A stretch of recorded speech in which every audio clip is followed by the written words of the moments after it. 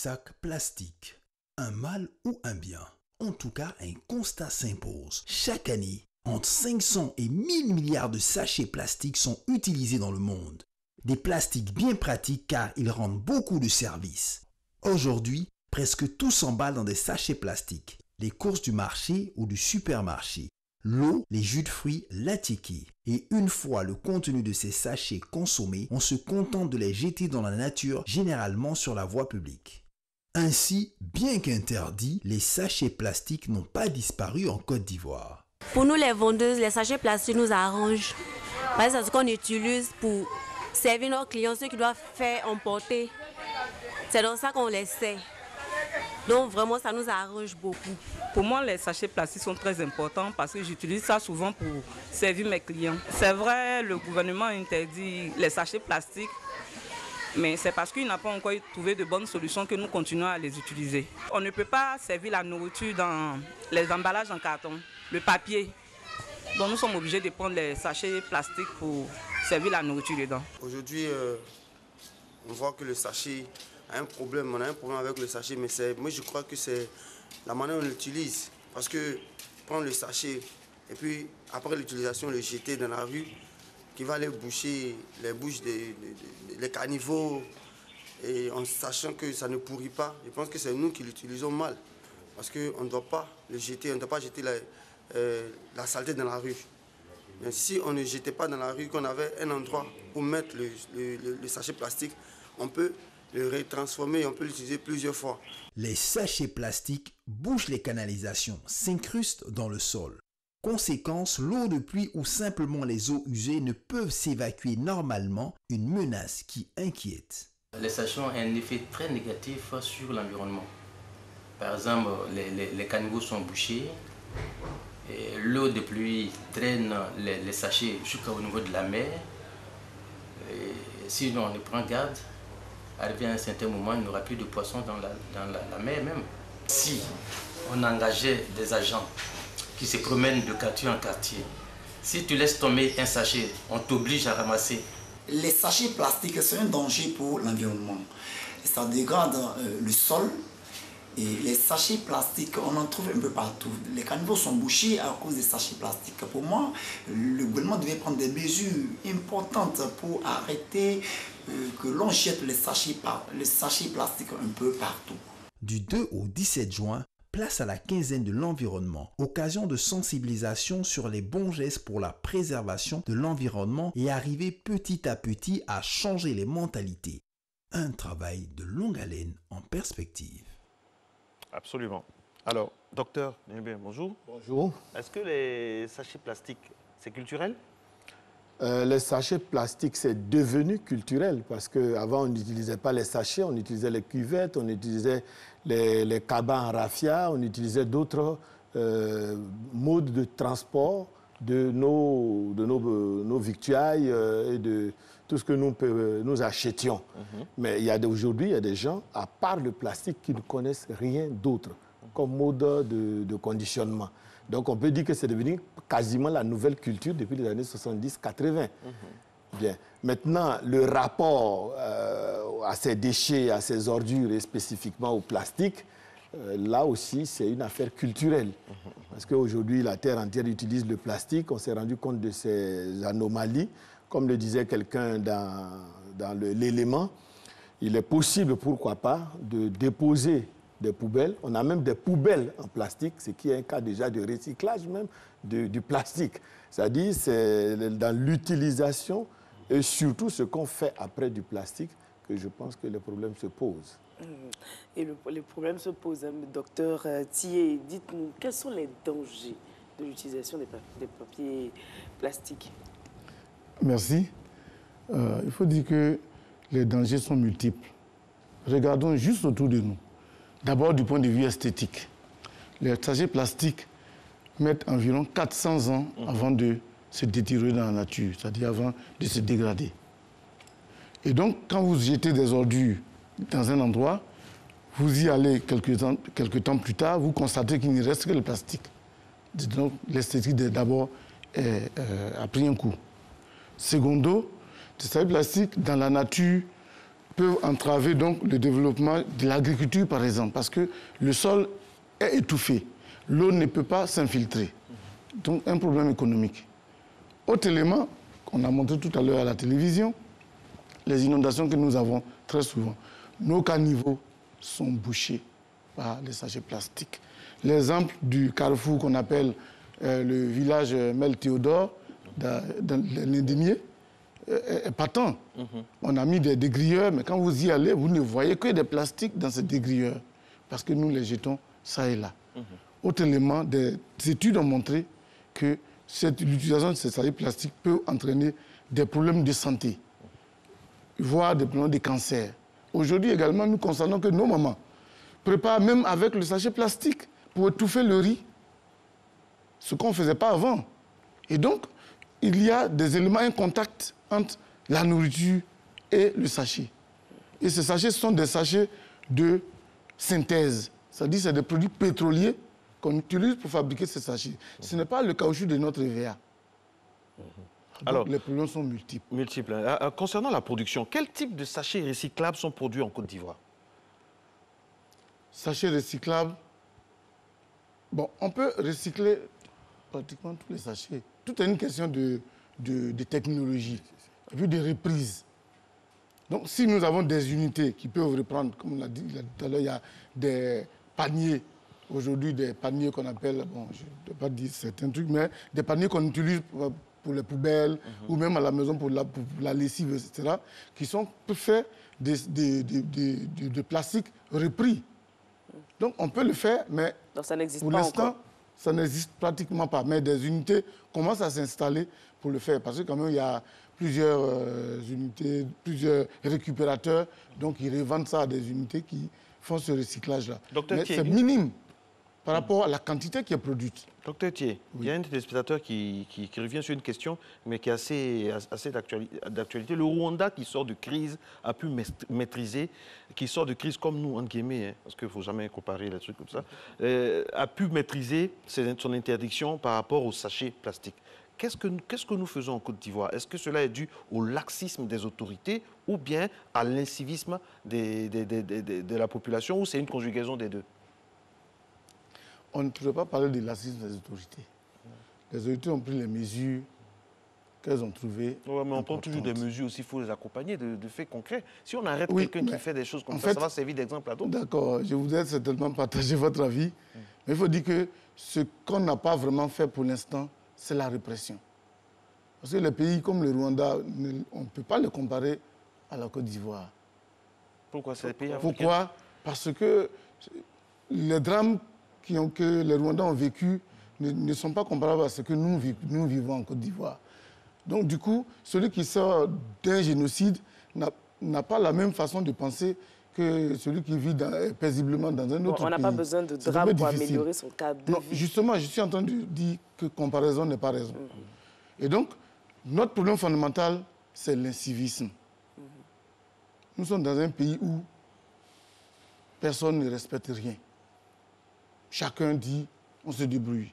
J'ai tenu une conférence quelque part où des gens m'ont posé la question de savoir pourquoi est-ce qu'on veut déguerpir des gens des trottoirs et autres, parce que les gens sont en train de se débrouiller pour pouvoir trouver à manger. J'ai dit oui, je suis d'accord avec toi, jeune homme, mais le monsieur, le petit pickpocket qui arrache les sacs à main, le braqueur qui a une calage, qui arrache les véhicules, il se débrouille également. Chacun se débrouille avec les moyens qu'il a. Pourquoi est-ce qu'on doit punir les uns et puis laisser les autres? Mais tout est une question de civisme. Si nous avons cette capacité de pouvoir respecter un tant soit peu les lois, je pense que nous vivons dans un pays assez paisible. La Côte d'Ivoire a tous les moyens, aujourd'hui, sur le plan juridique également, pour que nous puissions vraiment vivre paisiblement dans ce pays. Moi, je ne suis pas d'accord avec le fait qu'on puisse toujours accuser les populations d'incivisme. Je pense que c'est trop facile. Pourquoi on n'accuse pas ceux qui prennent des mesures et qui ne les mettent pas en application? On est toujours là en train de dire que les Ivoiriens sont inciviques, ils sont ceci, ils sont cela. Mais quand on prend une décision, il faut aller jusqu'au bout. On ne prend pas une décision à moitié. Hein? Et c'est ce qui, des fois, nous crée des soucis. Justement, parce que dès que la mesure contre le plastique a été prise, les gens ont dit que ça sera comme ne pas fumer en public, etc. De toute façon, ça n'ira nulle part. Et effectivement, ce n'est allé nulle part. effectivement, quand on prend une loi, en tant que l'État est régalien, il a le monopole de la violence légale, comme vous l'avez dit, il doit se donner les moyens. D'autant plus que, comme le dit Dr Thié, quand vous savez que votre population est incivique, alors vous sévissez davantage. Parce que c'est ça aussi la responsabilité de l'État. Parce que la question du civisme même des populations est aussi encadrée par l'État et de la responsabilité de l'État. Parce que l'éducation à la base des populations est quand même une affaire d'État. L'enseignement, l'éducation, l'instruction, l'hygiène, comme disait madame, la protection du cadre de vie. Qu'est-ce qu'on appelle un cadre de vie immédiat? Quelle est la responsabilité, la citoyenneté, le vivre ensemble, ne pas s'intoxiquer, ne pas tomber malade, etc. Tout cela est quand même à la base une initiation, une sensibilisation. Et même simplement, vous parliez de se donner les moyens. Bien, évidemment, si vous dites que c'est interdit de jeter des sachets plastiques par terre, mais on pourrait accompagner cela par des brigades civiles. On a assez de jeunes qui ne font rien, qui traînent dans la rue, et voilà des comportements de rue qu'ils seraient tout à fait heureux de gérer. Merci. C'est très très bien dit ça. Docteur Nielbien est avec nous. On va continuer le débat dans quelques instants, mais il est 7 h. On passe inévitablement par la pub.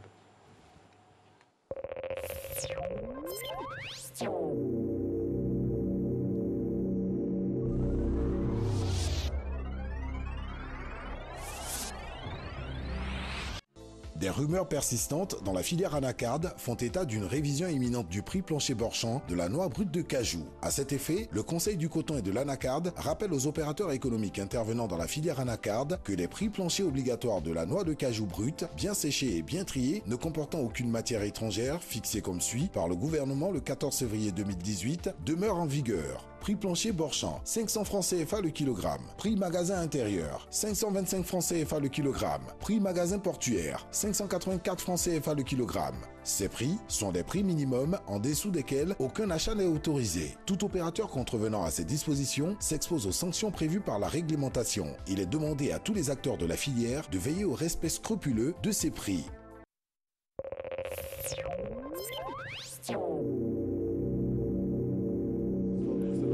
C'est pas 10 ans de tyrannie, c'est différent. D'accord. Le débat continue. Nous sommes en direct. Allez-y. Je disais que le Ghana, vous disiez le Ghana... On parlait de l'exemple du Ghana, mesdames et messieurs, où l'exemple du Ghana, il est suivi. pas tant, effectivement. Mais le Ghana, on avait le président Rawlings, qui avait sa manière de gouverner. Nous, en Côte d'Ivoire, on a fait, depuis 2000 environ, on a fait pratiquement 10 à 15 ans, je peux dire, de désordre. Ce n'est pas des choses, mais des désordres, parce que là où on était dans un système où chacun était son propre gouvernement, disons, il se gouvernait, il faisait ce qu'il voulait. Ce n'est pas la même chose. Alors quand on sort d'une telle période, il faut prendre le temps quand même de sensibiliser les uns et les autres, de pouvoir leur donner les moyens, je peux dire, moraux et intellectuels nécessaires pour passer à l'acte suivant. Et l'acte suivant, c'est la répression, parce que si on a fini d'informer, de sensibiliser, et que les comportements ne changent pas, il faut un brin de répression. Vous ne pensez pas, docteur Nielbien, que nous sommes gâtés? Il me disait ça au maquillage, j'en doutais, docteur Thié, mais est-ce que ce n'est pas parce qu'on est un peu trop gâtés? On prend une décision, on l'applique, mais on va attendre, parce qu'on connaît la psychologie de l'Ivoirien, il faut attendre, sensibiliser. On va sensibiliser jusqu'à quand? Il faut parfois passer aux actes concrets. Ben, vous voyez, vous avez tellement raison que jusqu'à présent, pour le feu rouge, pour certains, il faut continuer à sensibiliser. Parce que tant qu'on ne passe pas à la répression, parce qu'il y a toujours un moment, et même avant d'aller à la sensibilisation, on appelle cela un comportement citoyen et responsable. Il a cité les dangers, il a cité les risques, il a parlé de l'image même à travers l'esthétique. Mais je ne pense pas que moi je sois obligé d'attendre qu'on vienne me dire le sachet que tu as jeté là, c'est pas beau, franchement, ça peut te rendre malade, et ceci et cela. Ça, c'est vrai. Parce que la sensibilisation est peut-être basée sur l'ignorance. Mais à un moment donné, quand vous avez des yeux pour voir, des oreilles pour entendre, je ne pense pas que vous ayez besoin d'une conférence systématiquement. Parce que même quand nous parlons des Ghanéens, je souris parce que à l'époque, les Ghanéens étaient réputés pour être les plus indisciplinés de la terre. En ce moment, les Ivoiriens passaient pour être des gens civilisés, corrects, etc., jusqu'à dans les années 70, avant que le coup d'État de Rawlings. Rawlings a échappé à 11 coups d'État. Ça veut dire qu'ils ont eu une période de turbulence assez forte. C'est pour dire vraiment l'entêtement de ce... Mais à un moment donné, quand les gens prennent conscience qu'il y va de l'intérêt, de l'image et de leur éducation, parce que c'est ça, ce que nous sommes en train de dire, c'est une manière de dire que, quand on dit on est gâté, c'est une manière de dire, c'est poli, mais ça veut dire que nous sommes mal éduqués. Parce que si l'État n'est pas là, si le policier n'est pas là, si tel n'est pas là, alors on devient bébé. Voilà. Et ça, je pense que nous devons tous prendre acte et prendre témoin devant l'histoire que ce qu'on appelle l'incivisme, ça dépend aussi du fait que nous voulons nous montrer au monde entier comme des gens éduqués ou des gens mal éduqués. Docteur Lille, comment se fait-il que les Ivoiriens ne peuvent pas se passer du papier, du plastique? Alors que vous l'avez dit, hein, avant, on utilisait d'autres moyens. Bien. Ben, c'est ce que j'appelle la culture plastique. Et avant, nous avions les pots de banane pour la loco, nous avions les feuilles vertes pour la tiéké, nos mamans avaient des cuvettes pour aller au marché, etc. Donc, il y avait plusieurs types de contenants pour les éléments. Et au fur et à mesure, la dame l'a dit, c'est plus pratique, c'est plus simple, c'est plus léger, on peut transporter. On ne sait pas ce qu'il y a comme contenu. Donc, vous voyez qu'automatiquement, et aujourd'hui, il n'y a pas de substitut. La dame a dit, on ne peut pas servir un plat dans du papier. Ça veut dire que, effectivement, le monsieur du ministère, là, il pourra le dire mieux que moi. Quand on a dit qu'on ne veut plus de sachets dans les magasins, les gens ont tenté de remplacer par du papier. Donc, dans l'imaginaire, dans l'inconscient de l'Ivoirien, si ce n'est pas du plastique, c'est du papier. Le papier n'est pas allé loin. Et même le papier aussi, c'est la destruction des forêts. C'est là où j'en veux à ceux qui prennent ces genres de décisions. Parce que gouverner, c'est prévoir. Oui. Quand on prend ce genre de décisions, il y a des substituts, et il y a des solutions avec. Comme ça, quand on sévit, on sait qu'on a eu le temps d'expliquer, de proposer des choses qui n'ont pas été respectées. Et puis, les populations ont le choix.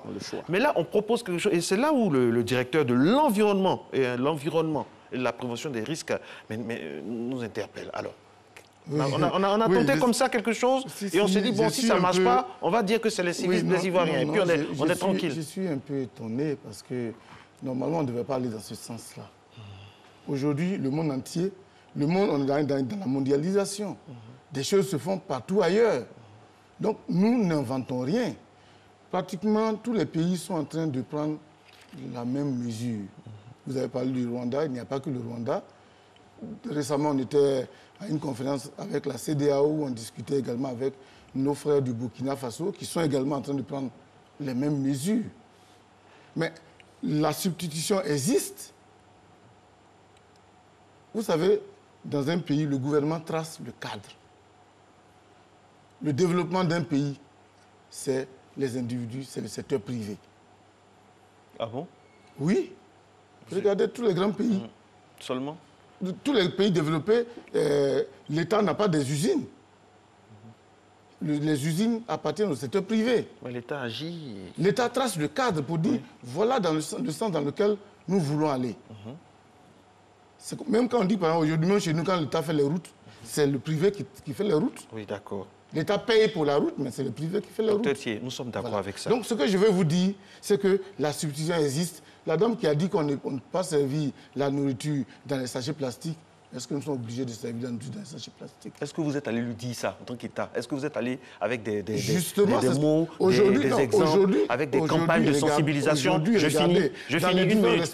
Est-ce que vous êtes allé vers cette dame qui vend de la loco pour dire, par le biais d'une sensibilisation, madame, votre loco, voici ce que le sachet plastique fait. Aujourd'hui, ça met 400 ans. Est-ce qu'il y a une explication en langue maternelle avec divers supports de communication pour faire en sorte que cette femme-là ne puisse pas faire ça? Merci. C'est ce qui vaut ma présence aujourd'hui sur votre plateau. Nous sommes en train d'organiser la quinzaine nationale de la salubrité de l'environnement et du développement durable. Mais au-delà de cela, nous avons d'autres activités qui sont menées, je peux dire, de main de maître par Madame le ministre, telles que le grand ménage. De vous à moi, est-ce qu'aujourd'hui on a besoin de dire à quelqu'un « balaye devant ta porte » ? Non, on n'a pas besoin. On est obligé de venir dire aux Ivoiriens « il faut balayer devant votre porte, il faut nettoyer vos rues, il faut... bien parquer vos ordures. Donc on doit tous se poser des questions. Oui. La question que quelqu'un vient de nous envoyer sur le site, c'est que le substitut en question que vous proposez, est-ce que ça ne revient pas plus cher que ce qu'on utilise d'habitude? Parce que dans toutes les décisions aussi, il faut étudier le volet, les incidences économiques. Justement, si vous allez au marché tous les jours, que vous achetez votre sachet à 25 francs ou à 50 francs, ça vous fait combien l'année? Si vous achetez un panier à 1000 francs, que vous utilisez 3 ans, 4 ans, qu'est-ce qui est plus économique? Il y a cela. En fait, c'est parce que les gens n'arrivent pas à faire juste ce petit calcul. Autrement, ils sauraient qu'ils gagnaient quelque chose. En plus, il y a une incidence sur la santé. Ce que je voulais dire là, pour ne pas vous couper, quand on parle de substitut, il faudrait un substitut à l'identique dans l'inconscient populaire. Parce que le sachet, vous voyez, il a plusieurs tailles. Il est malléable. Il est adapté pratiquement à tous les achats. Alors que quel est aujourd'hui le panier et quel serait le matériau utilisé qui pourrait s'adapter de la sorte? Ça, c'est un. Et quand on parle de substitut, c'est aussi d'un point de vue financier que ça se passe. Si quelqu'un est sûr d'avoir 25 francs par jour, ne lui demandez pas d'avoir 1000 francs un coup, de faire cet achat utile pour 4 ans. Voyez-vous? Parce que c'est ça qu'on appelle l'empathie. Nous, on se mettra toujours à la place du gouvernement, mais il faut aussi que le gouvernement se mette à la place des populations. Tout à l'heure, quand vous disiez que l'État trace les grandes lignes, effectivement, il a fini de tracer les grandes lignes. Mais quelle est sa volonté politique d'accompagner les unités de recyclage des déchets? C'est ça la question. Parce qu'aujourd'hui, même en France, vous le dites, la France a pris la loi 1 an après la Côte d'Ivoire. Voyez-vous? C'est vrai, c'est toujours beau de dire qu'on suit le mouvement global, mais on suit le mouvement en fonction de soi-même, sa culture aussi. Et aujourd'hui... Et de ses problèmes. Et de ses problèmes, voilà. Justement, donc, ça veut dire que... Ne l'oubliez pas. Oui, bien sûr. Ça veut dire que le problème, il est mondial. Mais il faut agir local. Problème mondial, agir local. Agir local. Il y a des campagnes qui ont été... Agir local. Voilà. Il y a des campagnes qui ont été faites. Oui. Et quelles étaient les stratégies adoptées pour sensibiliser la population? Et jusque-là, on ne voit pas le résultat. Justement, pour contrôler, je vais dans le sens de Nessi, pour contrôler, comme le dit M. Doumbia, merci, hein, les questions affluent. Quelles dispositions prises pour contrôler l'application de la loi dans les petits commerces? Exemple, les sachets noirs.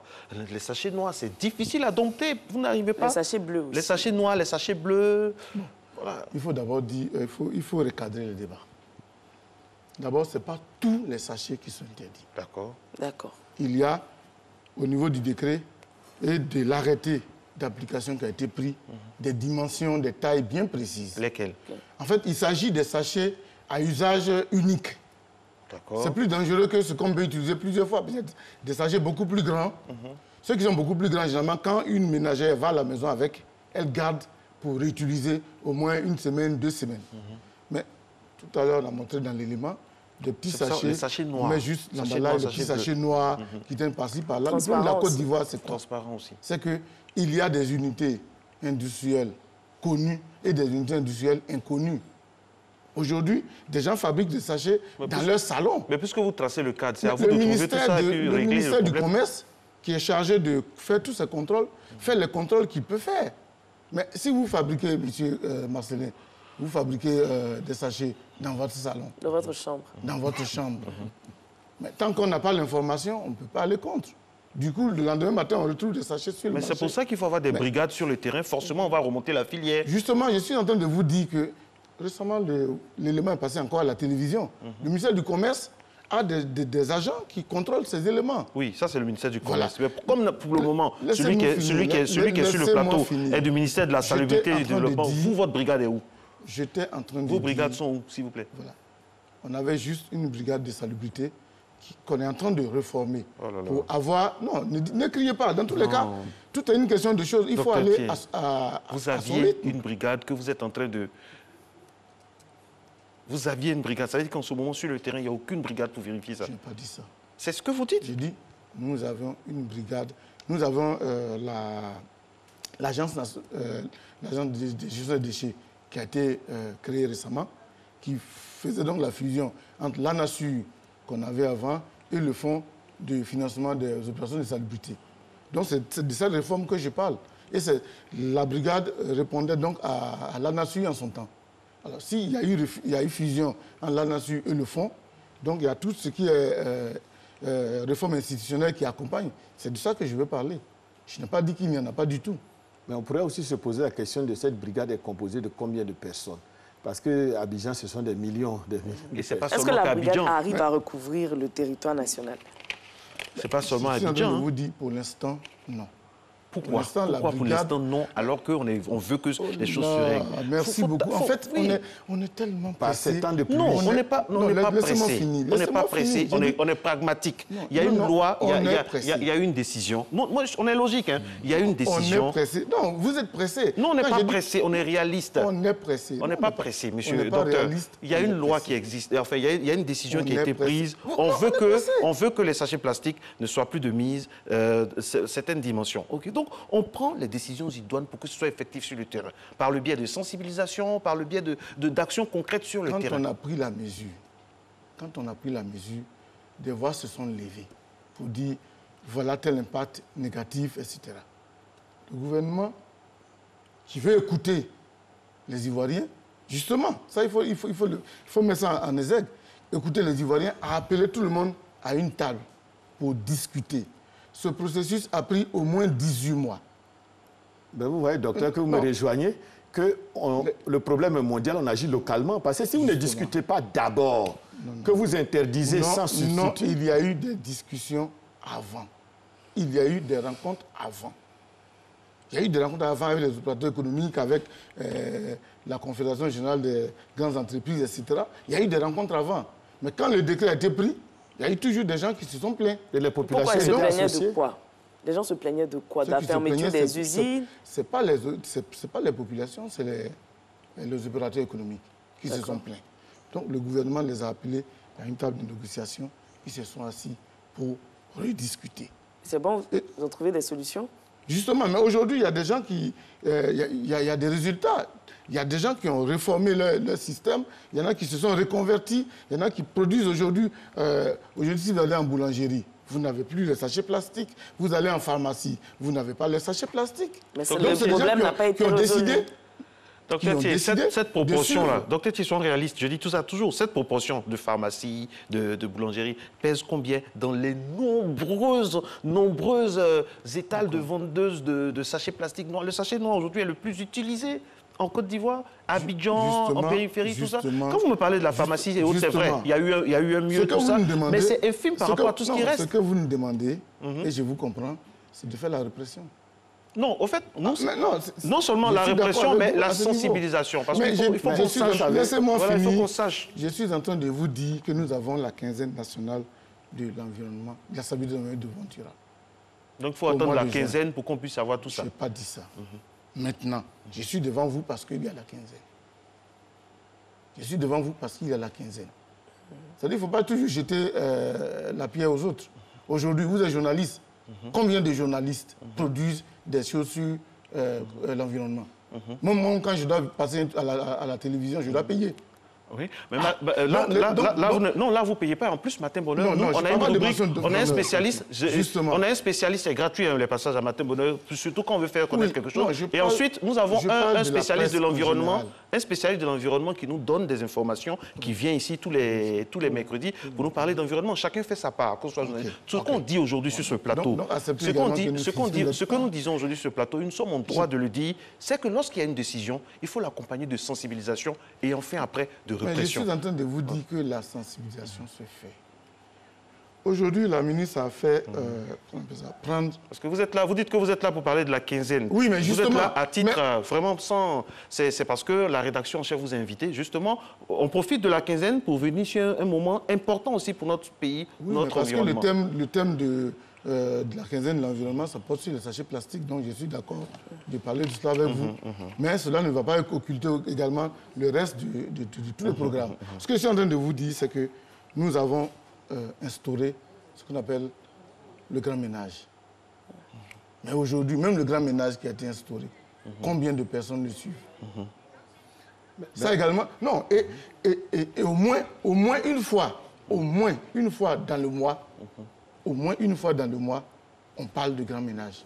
Je dis bien au moins une fois. Et comment c'est organisé, si les gens le grand ne comprennent ménage pas pourquoi ils doivent payer les ordures sur l'électricité, dans les taxes communales, etc., mais après ils se disent, mais pourquoi on irait balayer alors qu'on paye déjà pour? Pourquoi vous payez les ordures dans les taxes communales et sur l'électricité? Comment ça? Non, quand on reçoit notre facture, il y a... TOM. Voilà. Vous voyez la TOM? Voilà. Oui. Bien, et souvent, par rapport aux gens de la mairie qui passent, etc., on a encore les gens de la mairie qui passent. Non, les gens, les collecteurs et autres qui passent. Nous supposons... Oui, allez-y. OK. Il y a plusieurs choses. L'État fait la collecte des déchets. Si moi, en tant que citoyen, je veux payer les services de quelqu'un pour prendre mes déchets, pour envoyer vers les services de l'État, c'est un contrat privé. Ce n'est pas un contrat de l'État. Les précollecteurs ne répondent pas de l'État. Non, mais on veut dire, est-ce qu'il n'y a pas de défaillance par rapport à ce que nous croyons payer? Je dis bien, c'est le relais, puisque nous sommes sociologues, nous sommes dans la population, oui, nous devons rapporter et reporter aussi. Vous êtes dans la population, je suis d'accord, vous êtes sociologue, je comprends bien. Vous rapportez ce que les populations disent. Mais entre nous, si moi je suis installé dans une zone non édificandie, inaccessible, sans titre foncier, sans, qu'on appelle ça, comment on dit, permis de construire, etc., mais je suis obligé de payer au moins certains éléments qui sont pour mon bien-être. Et ça, c'est chacun qui paye pour son bien-être. Ça n'a rien à voir avec les services de l'État. Bon, ce que je tenais à vous dire, c'est que nous avons, pour cette période, 15 jours. Avant de parler de la quinzaine, j'aimerais qu'on revienne sur la journée de balayage. Oui. C'est ça? Le grand ménage. Le grand ménage. Oui. Comment c'est organisé? Je ne comprends pas votre question. Comment le grand ménage est organisé sur le territoire national? Parce que vous dites que tout le monde ne suit pas forcément. À travers le grand ménage, vous voudrez amener les uns les autres, vous comme moi, à prendre cette petite habitude. Comme on le faisait par le passé. Moi, je suis né au village. Dans mon village, chacun balaye jusqu'à la limite de son voisin. De telle sorte que le village était toujours propre. Mais aujourd'hui, il y a des espaces qui appartiennent à tout le monde et qui n'appartiennent à personne. Aujourd'hui, des gens préfèrent nettoyer dans leur cour et puis pour entrer chez eux, vous avez toutes les difficultés du monde parce que vous êtes obligé de traverser les immondices. Donc, demandez à chacun de pouvoir prendre tout de même un peu de son temps pour vivre dans un cadre salubre. Quand je parle de l'organisation, est-ce que vous approchez les syndics des différents quartiers, des associations? Justement, j'y viens maintenant. D'accord. D'abord, la première porte d'entrée, c'est les communes, c'est les collectivités, donc les maires, qui sont les premières portes d'entrée. Ensuite, il y a donc les chefs de quartier, comme vous avez dit. Il y a les syndics des quartiers. Il y a des réunions dans les communes pour l'organisation du grand ménage. Il y a les ONG qui accompagnent ce processus. Tout ce monde-là, quand vous allez dans une commune où il y a l'opération grand ménage, participe plus ou moins à cette activité-là. Mais il y a des endroits où ce n'est pas suivi du tout. Et comme vous dites, il y a des endroits où quelqu'un dit, ben écoutez, comme disait le sociologue, je paye pour les ordures, je m'en contrefiche. Le seul problème que nous oublions, c'est que si vous jetez à la nature ce qui est mauvais, elle va vous le rendre. OK. C'est cela. OK. Alors, concrètement, avant de parler de votre programme de la quinzaine, tout tenir à ça, c'est normal. Qu'est-ce qu'on fait pour punir, par exemple, quelqu'un qui jette sachet plastique dans la rue? Est-ce que vous avez réfléchi à ça? Est-ce que les sanctions existent, non? Ou bien c'est maintenant que vous allez réfléchir là-dessus après? Non, concrètement, soyons concrets. Quelqu'un qui jette du sachet avec des affaires des épis de maïs, enfin... Je souris parce que, vous savez, lui, le sociologue, la loi, elle est complète. Oui. Donc, je vous pose la question. Qu'est-ce qui est fait, par exemple, aujourd'hui? Qu'est-ce qui est fait, ça, c'est l'application de la loi. Oui, l'application. Qu'est-ce qui est prévu? Qu'est-ce qui est prévu pour quelqu'un, par exemple, qui jette des ordures, du sachet dans la rue? Non, pas dans une poubelle sur la route. J'ai vu un élément à la télévision, certainement tout comme vous, où la brigade de salubrité avait fait, qu'on appelle ça, verbaliser des gens qui jetaient de l'eau sale dans la rue, des gens qui, disons, permettez-moi le terme sur la télévision malheureusement, mais qui pissaient un peu partout dans tous les coins des rues.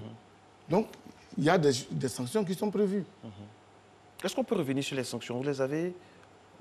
Ben, je n'ai pas le décret sous les yeux pour vous dire exactement ce qui est prévu comme sanction, pour dire quelle est la hauteur. Mais sinon, il y a des sanctions prévues. Le poids de la sanction. Mais il y a des sanctions qui sont prévues. Non, alors, moi, je pense aussi que, puisque nous sommes là pour parler aussi des populations, vous parlez du Rwanda, c'est un très bon exemple.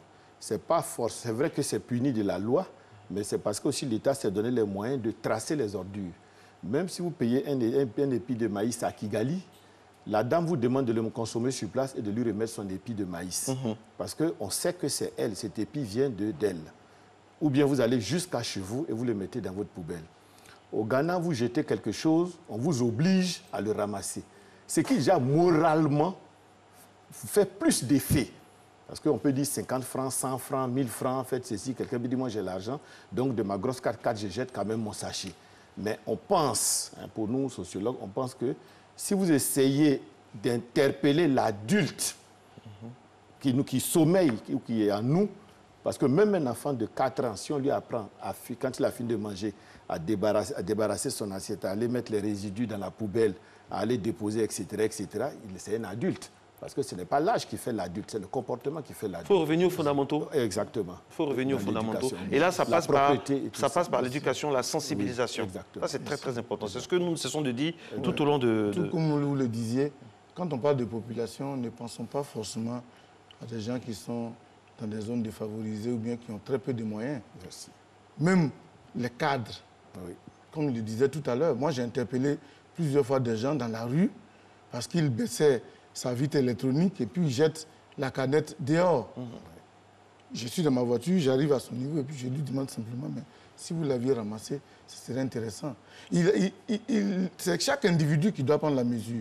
Moi, par exemple, quand je vais dans un supermarché, que j'achète un article, mais je refuse tout tranquillement le sachet plastique. Je refuse de le prendre.